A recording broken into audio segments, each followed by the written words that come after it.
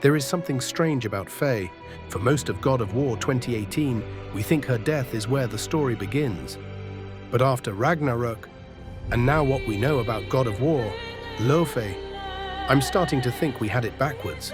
Faye's death may not have been the beginning of her story.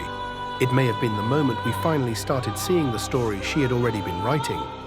Because before Kratos ever picked up the ashes, before Atreus learned he was Loki, before Ragnarok, Faye had already been preparing the way, and the more you look at what she left behind, the harder it becomes to believe that Kratos and Atreus simply stumbled into everything they needed.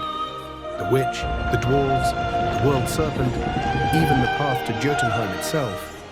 What if they were all pieces of a plan that began long before Faye died? Let's go back to the beginning. God of War 2018 opens with Faye's funeral. Her final request seems simple. Take her ashes to the highest peak in all the realms. Kratos doesn't know why. Atreus doesn't know why. But they obey, and that single request sends them on a journey that changes everything. They meet Freya, they meet Mimir, they meet Brock and Sindri, they awaken Jörmungandr, they survive Baldur, and eventually they reach Jötunheim. And that's where the first major secret is revealed. The giants had already seen their journey. Their entire path had been carved into the walls. They had seen Kratos, they had seen Atreus, they had seen Loki, and they had seen Faye. The official story even tells us that the giants had seen what would come before and what would come after. But there is something even more interesting. Faye wasn't simply one of the giants, she was their guardian, and that title matters.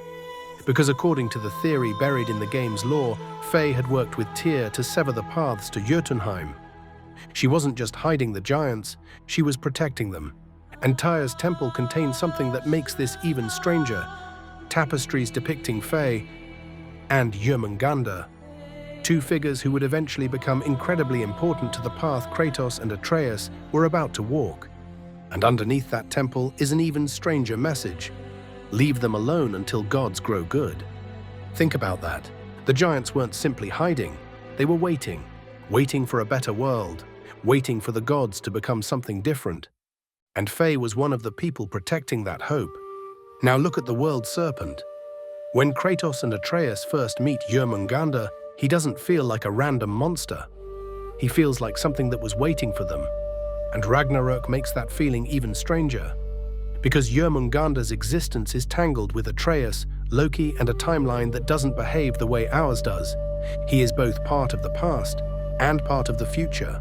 And suddenly, Faye's plan starts looking less like a simple sequence of events, and more like a path through fate itself. Then there are Brock and Sindri. They knew Faye, they knew who she was long before Kratos understood the truth. And throughout the journey, they keep appearing exactly when Kratos and Atreus need them. Weapons, knowledge, realm travel, protection, guidance. They become part of the family. Again, maybe that's coincidence. But if Faye had spent years building relationships across the 9 realms, protecting the people she believed could help the giants survive, then Kratos and Atreus weren't walking into a world of strangers. They were walking through Faye's world.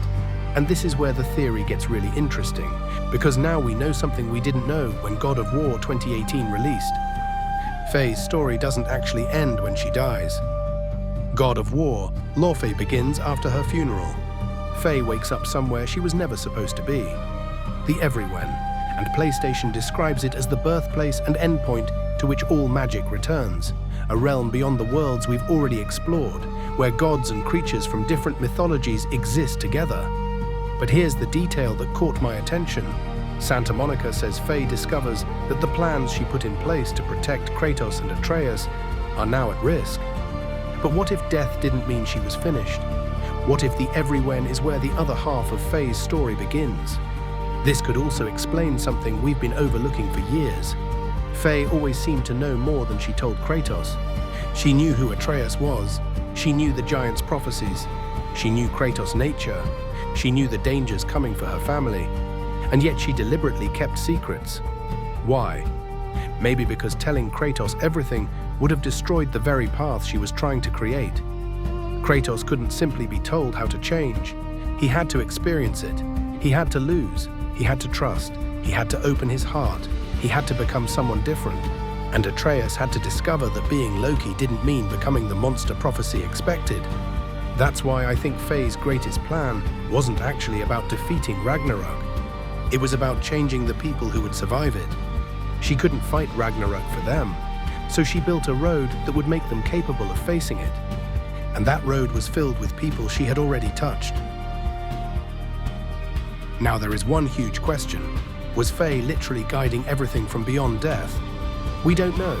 The games have never confirmed that. The idea that she entered some state of Everywhen and consciously manipulated events across time is still a theory. But that's what makes the new game so interesting. Because the official story has now confirmed the one thing we needed to know. Faye's plan survived her death, and that changes how we should look at everything that came before. Maybe the real mystery isn't, why did Faye die? Maybe it's, what was Faye trying to accomplish before she died?